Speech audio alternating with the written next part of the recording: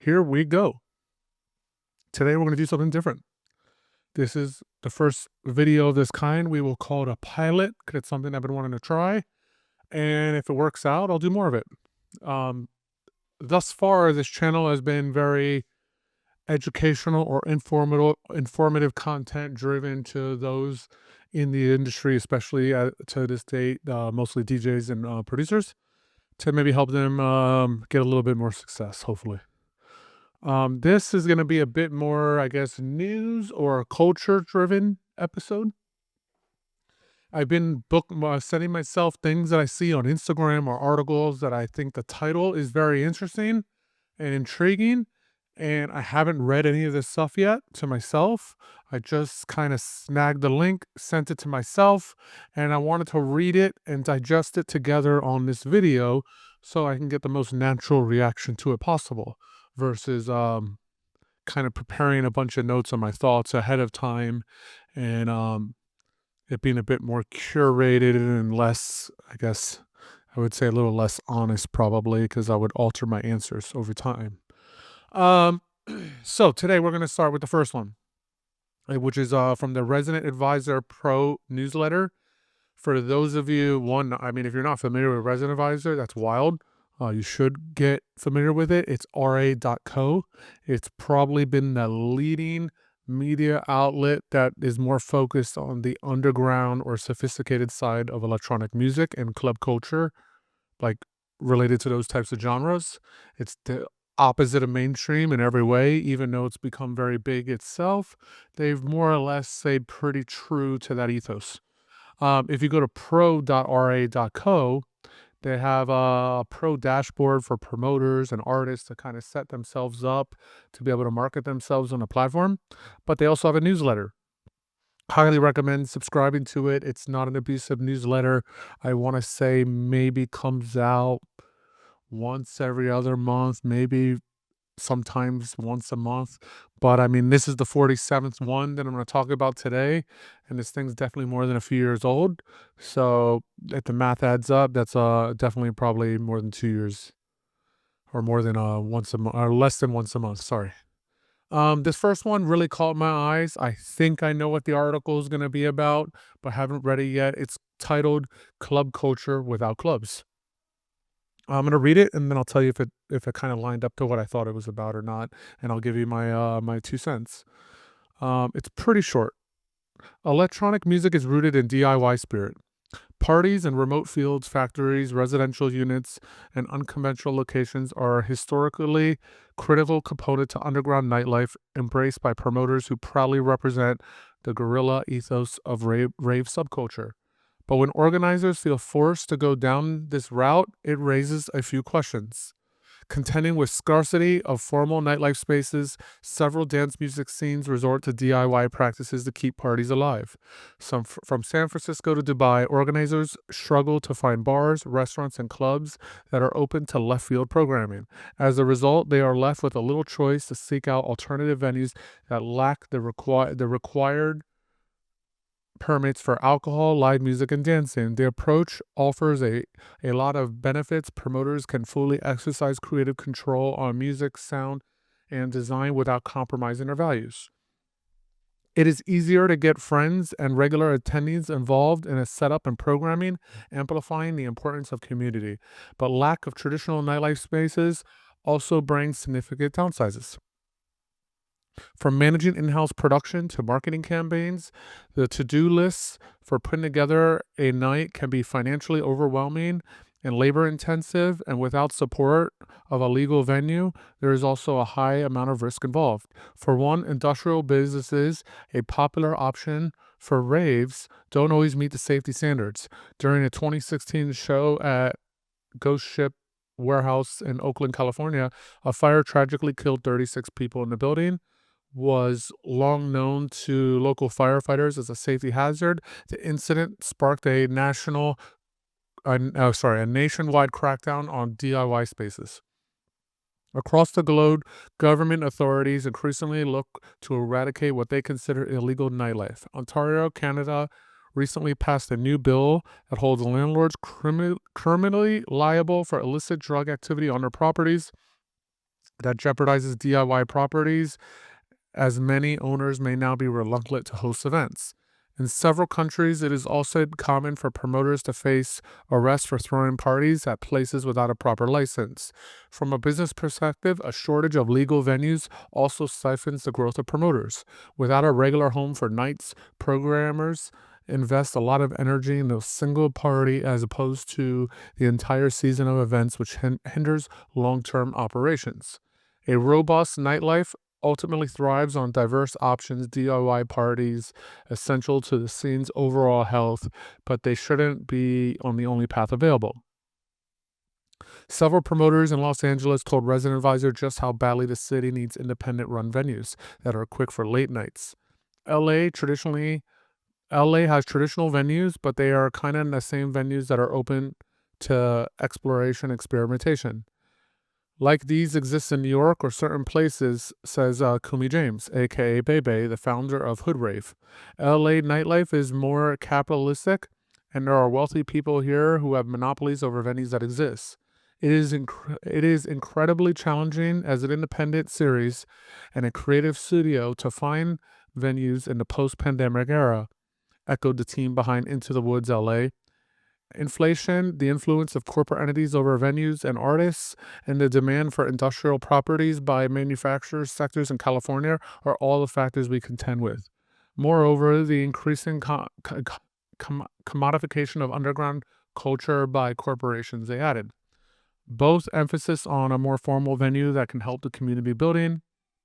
Having more venues where casual listeners can just walk in each week, have an experience, would not only positively impact our series, it would be a greater connection with the crowd into dance music. We'd love to see more investment into event curation in Los Angeles by listeners and city leaders. The rest is kind of a bit of a rumble on that, so I'm gonna skip it to save time. But more or less, this is what I was definitely thinking that the corporatization of the business is definitely harming indie promoters and clubs, which is what I thought this was going to be about. But it also dived into the DIY spirit of this all, right? So I've done both sides. I've done parties without licenses. Definitely in my younger years when I didn't have experience, the knowledge to do it correctly, or especially the funds. And I've done things where we've owned venues, we've rented warehouses, we've rented empty parking lots, and we've gone through the city permit process and done everything the correct way.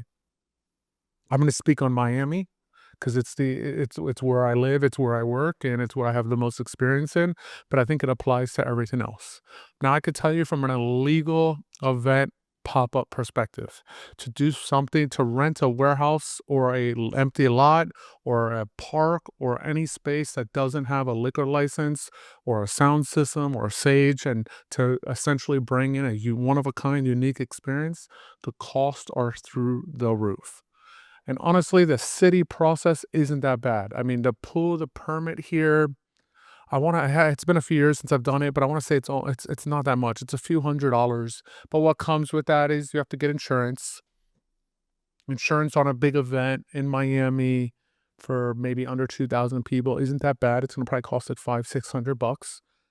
But if you want it with weather coverage, it could go up $30,000-40,000 or more, just for that additional weather coverage. So the insurance that you are getting for 500 to 600 is really just the bare minimum to cover the city's requirements for liability, right?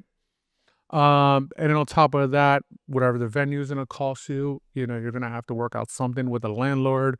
Could be a few $1,000s, could be tens of thousands of dollars, could be hundreds of thousands of dollars, depending on the space for one day event. And then you're going to have to bring in sound, you're going to have to bring in a sage, all that stuff will need to follow whatever the city requirements are for permitting, especially the sage side of things. You're going to need to bring in bars and POSs and lighting for the venue. You're going to need to you're going to need to meet all the safety requirements in the city of Miami. When you pull a permit for like a pop-up event, you will be required to have on-duty police and fire. And how many of those you have will be based on capacity and some other requirements. So those are all additional costs that really add up, thousands. I would say on the small end to do an event for 1,000 people in a pop-up experience, not including whatever your talent and marketing costs are gonna be, you're probably looking at, like, low end 30 grand, like, low end, you know? And I actually, in my experience, to do all these kind of costs and to only do 1,000 people, it's very rare you're gonna make any money. You're probably gonna lose. Most of my pop-ups under 2,000 people had lost money over the years. Just to give anyone who went to my pop-ups over the years, I would say 90% of them lost money, except for, like, the massive, massive stuff, right? And even those had their own set of risks, but most of the time, some sponsors and different things that were able to come to the table helped mitigate that. That's just a I mean, look, that's just a very baseline cost structure of pop-ups.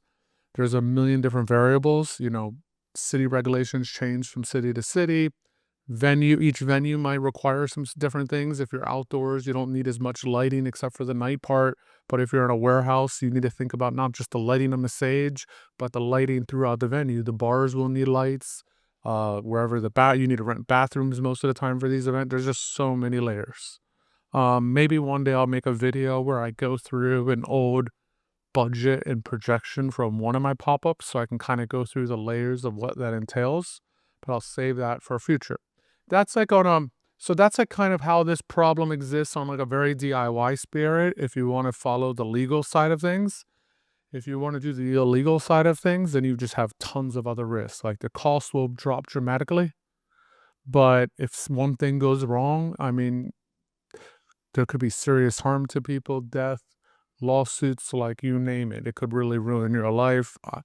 As someone who's done this, I wouldn't recommend it because honestly, the ones we did went well and we got lucky, but it always kind of haunts me in the back of my head thinking about, man, if something had gone wrong, if there was a spark and a fire, these venues were really unsafe and people may not have been able to exit correctly. And I'm really just happy we got away with it, right? I really don't recommend that route. Now, that's like on unique spaces, pop-ups, one-off locations, stuff like that. Where the main part of this article is the lack of venues. Miami's suffering from this now. Obviously we have the couple big venues that will always be here. But for small promoters where you kind of can get your start with these 50, 100, 50-person rooms, there's very few of them. And the ones that do exist, and I work with some of them and I program for some of them. We The rents are really high in Miami. Salaries are really high. Just the cost to break even. If I were to go through like a small nightclub monthly break even, um, to really achieve that going on a very niche or underground sound, and as much as we want to do it, and it does hurt us not bringing in some of these things from like a personal curation model or personal creation or like an artistic mode.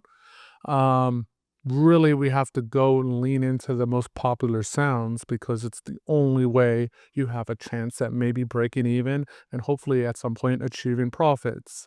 And if you're opening a brand new venue, you have to assume that you're probably not going to see real profits for 18 plus months, right? That's probably on a low end. That's like your normal ROI on the investment of opening your own venue. Um, so it's very challenging, I do look back to 10, 15 years ago or 18 years ago when I started out, and there was just tons and tons and tons of small venues, bars. The rents in Miami were a quarter of what they are now. And it was very feasible for someone to open really cool spots like the Pickle and other venues, Pawn Shop and these places and Vagabond that existed that were able to be outliers of music programming. And they were able to be some of the first venues to debut like a really cool, unique act from Europe or somewhere else, and bring them there without the overhead of the risk, right? Because if you have huge overhead and then on top of that you have to fly this artist from another country and cover some of their expenses, like usually the artists might pay their own flights, but their fee has to be large enough to cover those flights and for them to make something. And then you still have to get them a hotel or a bed to crash on and maybe pick them up from the airport. And there's ways to, you could do a lot of that stuff yourself to mitigate those costs, but it's still stuff you have to deal with. So yeah, this is a problem to see the scene grow. It makes this very challenging for the next wave of promoters or DJs who want to throw their own events to find places to create their own community. Excuse me. It um it poses a lot of challenges, especially in big cities, for new promoters, new DJs who want to create their own scene, create their own trend. They want to do something completely left field than everybody else.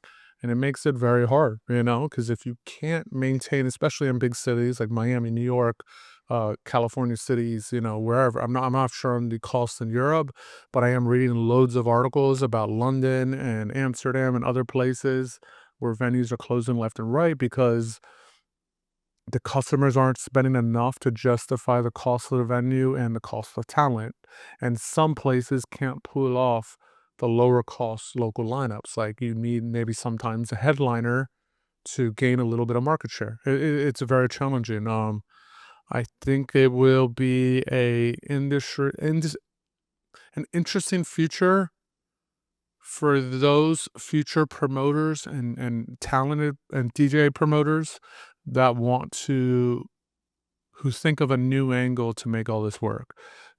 All these struggles do create new innovations. So I do think there will be at some point, it might not be tomorrow, but some point, it could be a year or 10 years, some new young blood will innovate and think of a new way to bring in interesting sounds and find different ways to cover those costs somehow. Um, Maybe it'll be through some type of digital revenue stream or something else, a unique way at attaching sponsors to these things. I wish I could tell you. I wish I had that secret sauce, but the next set of innovators will really change the game, and I'm excited to see it. With that being said, on the short end, um, this scene's going to be tough for newcomers, unfortunately. Maybe not talent, but anyone trying to be on the party or the venue ownership side. And yeah, that's it. I think that's it. With that being said, to end that, I think that's a cool take on the industry. Our resident advisor, their pro newsletter, is really doing cool articles on these very challenging things that are happening in our industry that aren't really being talked about. Highly recommend subscribing to it. And maybe I'll start talking about each one as they come out if this one works out pretty well. On to the next. Um, let's see.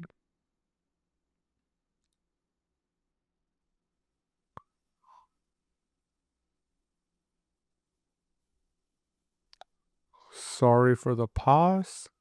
So this has been circulating for like a year. I don't know if it's true, but it popped up again. But on Let's Talk Daily's Instagram, it's a picture with Drake on it. Um, I'll put it up on the video. Spotify is reportedly planning to remove monthly listener counts from artist profiles. And it says that this is sparking mixed reactions. I don't think I need to read this entire paragraph. It's pretty this one's pretty easy to understand. I'll give my take. So as a promoter, as a manager, as a talent buyer, this is something I peek into, right? On a very surface level, I might look at how many plays your tracks have done, how many monthly listeners you're getting. That's not going to really be my sole decision maker on anything. If I'm a promoter, I'll probably go deeper and throw your name into like Viberate or one of these platforms where I could see how many of your listeners from all these different platforms are in my city. Because I like to make those decisions based on like very more fine-tooth data. I don't care if you have 1 million listeners. If none of them are in Miami, there's really no reason to book you. Versus versus someone that might only have 1,000 monthly listeners, but 80% of their listeners are in Miami. That's very interesting to me as a venue owner or as a programming director. With that being said, I don't really. This pops up every few months. I feel like it's just one of those things that circulates, but it's never gonna happen. Maybe it's gonna happen. Maybe it already happened as I'm recording this and I didn't even notice yet. But I will say, I think that the fact that Spotify shows monthly listeners and shows like your top 5 or top 10 tracks, the amount of streams, I actually think this is their edge. They're the only streaming platform that does this. And I think it forces management teams and artists to spend money on Spotify marketing. I can almost tell you we barely spend any money pushing Tidal or Apple Music because we want the Spotify numbers to look up to par. We want the streams and we want the fans, obviously, first and foremost. That's why we're spending money. We want real fans that will not only listen to our music, but they'll also go to shows. But we're more encouraged to spend on Spotify because you can't be like, "Oh, I'm here," then all of a sudden someone sees a Spotify record and that doesn't line up with what you're telling them, you know? Because promoters will come back and be like, "Oh, well, if your artist is worth this much, why is their Spotify doing bad? Why is their Beatport doing bad? Why is this doing bad?" And you need to be able to retaliate that at that. And I know some people are probably listening to me say all this, saying like numbers shouldn't matter, but they do. So I actually think this is Spotify's edge over Apple Music, over Tidal, and I think if they take this away and all this stuff isn't public, I think management teams and artists will start spending their marketing dollars on whichever platform pays the most per stream, which isn't Spotify, and they're gonna be like, "Oh, well, if I'm not gonna get the PR image of, like, the numbers making my profile look and appear stronger, then I might as well push towards the platform that's gonna pay me the most." So I think if they actually took this away, it would crush Spotify at some like, maybe not overnight, but I do think there would be a trickle off of people spending less money on marketing, and, you gotta also look at it like every dollar I spend on Instagram marketing that Spotify link is me, the artist or the management, paying to push some random person on Instagram to go to Spotify, you know? So not only are we getting technically underpaid on some of these streams, but we're also paying to help market their platform for them, you know? So like I said, I think this is their big edge. I think this is going to I don't think this is ever going to happen, you know? Yeah, so that's that. That's my take. Anything related, I feel like, to Spotify and streaming and numbers, people don't like to talk about it, but these are topics you can't avoid. I think it's very crucial to analyze all these little aspects and think about these little layers. Like, hey, outside of just my music doing well or just getting fans, like how are things perceived by the rest of the industry, and structuring that. And again, this is all secondary to you making sure your art is on point, Like I'm not here to talk about good or bad music. All this content is aimed at the idea that those of you coming to listen to this stuff have already figured that part out, right? And I don't think spending a ton of money on I don't think spending a ton of money marketing like crappy music is gonna help you, And I know it's all subjective, and some people will say, "Well, so and so was massive and their music sinks." Well, no, maybe their music just sinks to you. If they're very successful, their music is great to somebody else, Um, I think there's a difference between that and, hey, this is just not well polished music. It's not even about a genre or a taste or subjectivity. It's about, hey, this music isn't polished and it's not ready, and it's fine to maybe release it, but save your ad dollars to when you get yourself tighter. There's no reason in marketing a not polished product is the point there. So that's that. The next one is from let's see. It's from Lunar Base. It's an Instagram handle called lunarbase.sequences. I have no idea what this Instagram is. It came up in my Explorer feed.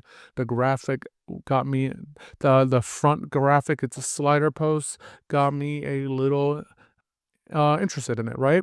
And it's pretty much a black poster with a green-ish white graphic that says 5 trends that are ruining rave culture.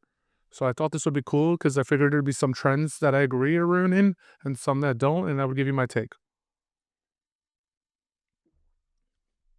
All right. Number one, too many phones on the dance floor. It feels like everyone's watching the rave happen through their screens instead of being in it. People care more about filming the drop than feeling the music. Stage lights get all the love, but the sound system gets ignored. It used to be about getting lost in the music. Now it's about capturing the best content. Honestly, I thought this was going to be the last slide because this has been the most talked about topic the last 2 years. I have some stuff to say about this. This doesn't bother me a single bit. The parties where the phones are out everywhere are like the top 10 or 20 biggest parties. So if you're going to the biggest festivals in the world or the 5 or 6 big party brands like Afterlife and Kind Music and whatever's happening at the biggest, most mega club in your major city, then of course you're going to get the most mainstream experience. These events, whether they're festivals or large scale events, are focused on production and visuals, and it's the biggest artists of the current moment or trend. And of course, like anything else, it's going to attract the masses, and the masses want to show off their experience. So to me, most of the people complaining about this don't even actually go to any of these events. They're actually watching these videos from their Instagram, which is kind of funny, complaining about people being on their phones. They're literally watching this from their phone, complaining about people being on their phones. And most of the people that I've realized that are complaining this, they don't actually go to these things. But if you go to your cool small club in your town, Miami, there's a bunch of small cool clubs. I mean, you got like I forgot what it's called now, but it used to be ATV Records. Then you got like Jolene, Floyd, Mode. There's a 1-800 Lucky. There's a bunch of other places I'm missing. These are small places that haven't put an emphasis on a big DJ booths or big production or LEDs or crazy lights. They're booking local to like medium size or even small international acts. And whenever you go to any of these venues, it's barely a phone in the air, maybe a couple moments here or there. They don't need to ban the phones. But there's nothing to really videotape. The rooms are fairly dark, a little bit of lighting, and people are there to dance and have fun. If you're going to authentic venues that are catering and focused on music and sound quality and aren't focused on the biggest DJs or the biggest production, then you're not going to really have these problems. And at those places, who really cares? If I go to a Red Hot Chili Peppers concert, for sure at some point in the night, I'm going to take a video out and get that for my memory. These are high priced tickets, paid a lot of money. I want to be able to relive those experiences through my phone. Why not? So I just think it's like if you really have a problem with this, then you're just going to the wrong places. Simple as that. If phones are bothering you, then change the places you're going. There's tons of venues in every city, big or small, that aren't prioritizing the biggest names and aren't prioritizing the biggest production and are having proper raves in small rooms. And they're great, they're fun, people are dancing, they're sweating and enjoying the moment. And those experiences are there. Both experiences can live without affecting each other and everybody can be happy. This has really been just a topic that people are complaining about from their phone, not actually attending them. Nobody going to these events seems to have a problem with him. That's why they keep selling out. Number 2, lineups based on followers, not talents. Most promoters are booking based on follower counts without assessing if the artist knows how to manage a crowd. Going viral on Reels doesn't mean the artist can hold your room. And again, this I kind of tackled this on my social media videos. No one's booking on follower counts. They're booking on hype or real fans. So yeah, maybe they're viral on social media, but they've converted that virality into people who actually support them.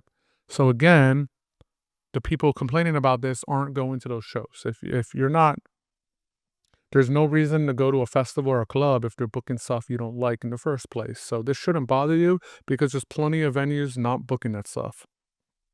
Support those indie promoters, support those edgy clubs. If you want venues that are prioritizing just purely talent and music, they exist. They need you to help them. buy a ticket, pay cover, buy a couple drinks. That's the best way to keep these venues alive. Because I could tell you, as someone who's operated these types of venues, as someone who brings in promoters who want to book edgy stuff, they're not making the numbers because the crowds who are supporting them aren't spending anything, and they don't want to pay cover. They barely want to drink because they're on some other substance. And if you want these places to stay alive, if you want promoters to book based on a higher quality sound and not on what's the most viral trend, then put your dollars to work and support these promoters that are doing these things. Because if you don't, they'll eventually give in and go after the thing that's going to pay their bills. We all, as a promoter, I could tell you, it gets old trying to book the thing you care the most about only to lose money, to do it again, to lose money, to do it again, to lose money. And eventually you're like, hey, I also have rent. I also have a family. I also have bills to pay. Maybe whoever owns the venue is putting pressure on me like, hey, we need to at least cover our costs. So again, if there's a genre you prefer to see, if there's talent you prefer to see, when they are around, don't make an excuse. Go out there, support them, and don't ask for a free ticket. Don't ask for a comp. Buy that $10, $20 ticket. Those promoters are rarely expensive. Buy a couple drinks, even a water bottle, and support it. Because putting dollars back into those promoters or venues that are really focused on what you believe is the right thing is the best way to keep them alive. You'd be surprised, like, the coolest sounds are the ones struggling the most because they have the least spending crowd. VIP culture over community inclusion. Massive VIP and bottle service in the middle of the dance floor leaves no space for the real crowd. It's all set up for people. Again, I mean, I feel like all three of these are are different topics, but the same answer. Again, there's clubs that exist for every mainstream club. For every yin, there's a yang. So if these VIP culture things are bothering you, go to the venues that don't prioritize them. These big spaces booking big talents have huge overheads. Even the big mainstream underground DJs are getting hundreds of thousands of dollars per show now, and unfortunately, they need to sell tables to pay those DJs, right? Something has to give. If the biggest artists aren't gonna charge less, and they shouldn't. I mean, if somebody's willing to pay them the most they can get, they should take it while they can, because it doesn't last forever, and they earned it. It's better they get that money than somebody else. So again, if you don't like the VIP clubs, I can in Miami alone, the 4 or 5 clubs I just named on the last point, they all have table service. It's not the priority of the venue. It's not a must. They don't take up there's dance floor space and all those places I just mentioned, like more I would actually say all of them probably are 80% dance floor and 20% VIP. Go to any of those places and support them. Pay cover, buy drinks, because if they can't make the money at the door or the bar, they're gonna have to prioritize tables. Simple as that. Something has to pay to keep the lights on. Corporations buying indie clubs and festivals. Indie, look again, big companies are buying up small venues and festivals and filling their lineups with their own artists. They create a cycle where they control and get seen, and who gets left out. What role does this play? Yeah, I mean, look, this is a problem that's happening in America and Europe. I mean, I don't think there's really a way to stop it, unfortunately. I'm a capitalist, so I don't really believe in that much government intervention, but I do believe that there should be some self accountability to make sure that the indie scene still has a place to thrive. They're filling it up with their own artists. That doesn't really make any sense. They're really just booking the artists that are going to produce the highest return.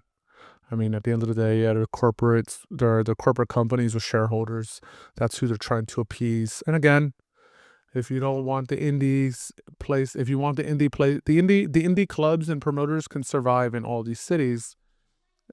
Back to the same thing I've said, the last 3 points is support them. Support the venues and promoters you want to see survive. Because if you go to those promoters and you see a 100-person dance floor with 20 people on it week after week, guess what's going to eventually happen? They're going to close. So if there's a venue or a promoter you love and you see that you're just not filling the place up, outside of financially supporting them, bring your 5 friends along, keep these places. It really, at the end of the day, it comes down to the fans to keep things alive or not, you know?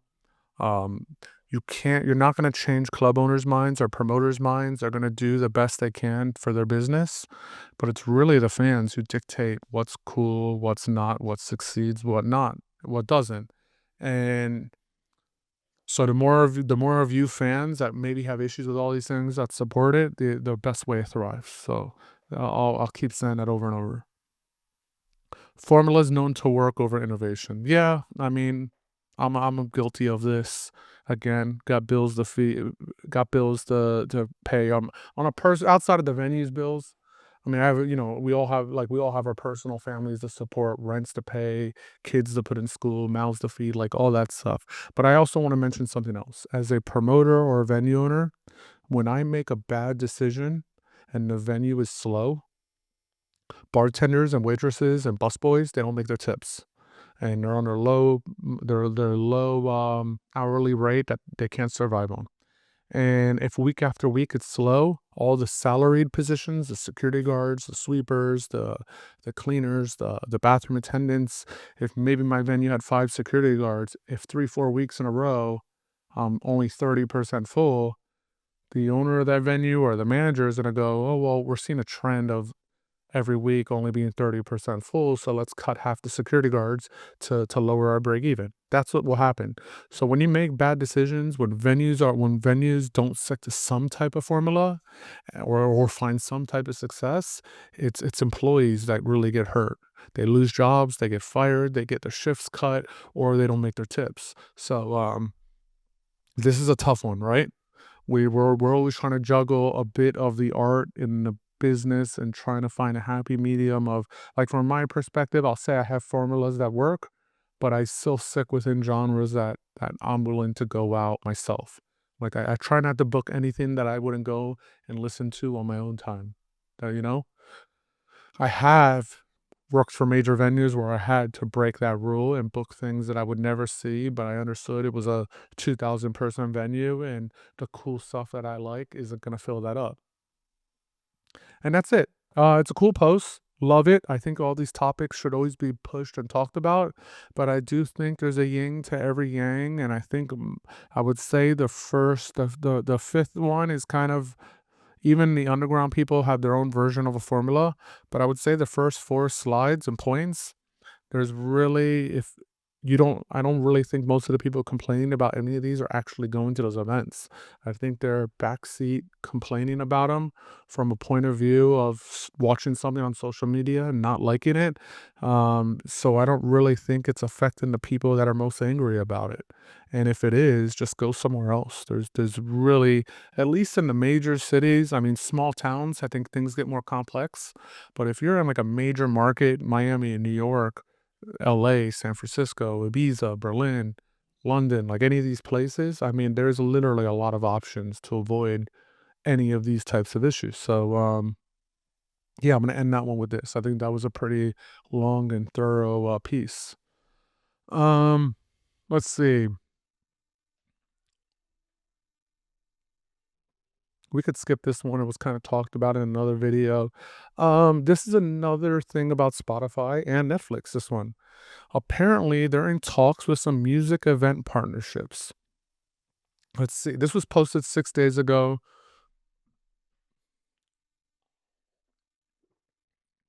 This was posted 6 days ago on Instagram. New Industry Focus is the handle. New Industry Focus. Netflix is reportedly in talks with Spotify to partner over several music events.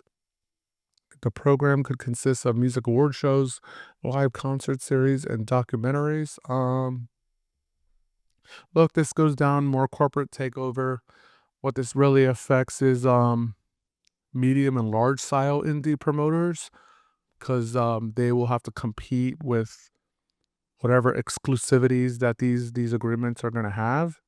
The indie promoters won't be affected. Netflix and Spotify are not concerned with the bottom 90%. They want the top 10% of artists that are going to put the most eyes and ears on their platform. So that's really where it's going to affect. I think promoters like myself, I think most promoters and artists, this is not going to have an effect on them. With that being said, for those of you who explode and maybe do meet some mainstream success, this could be a really big payday for you that could prepare you for retirement. So I think that's the positive side of that. I mean, I don't love more and more corporate takeover, but it's just part of growth of any industry. I don't think it's something that's ever going to go away. So I think it's about, I think as a promoter, I think as an artist, if it's stuff you want to avoid, I think you just got to navigate, be creative, really develop your community and your following, and have like a stronghold on that. Like really have a tight communication line with your community, because a lot of people want to have a connection to the founder. So if you can remain some type of connection with your fan base, with your customers, if you're a promoter, I think that will always give you an edge to stay in business, and hopefully make the money you need to make. I think if you're a bare minimum person, these things are going to affect you. So I think that's a good place to end off. I think this is a good way to pilot this out. For those of you who've tuned into my other stuff, let me know what you think of this type of content. I had like 4 or 5 more pieces I wanted to talk about, but this ran on longer than I expected. So I'll put those on the next one. But if you want to see more content like this, please let me know. I'm really looking for different ways to grow this whole thing, and not just make it a purely educational thing. I really want to just dive into all aspects of the industry. So I hope you like it, and I'll see you on the next one.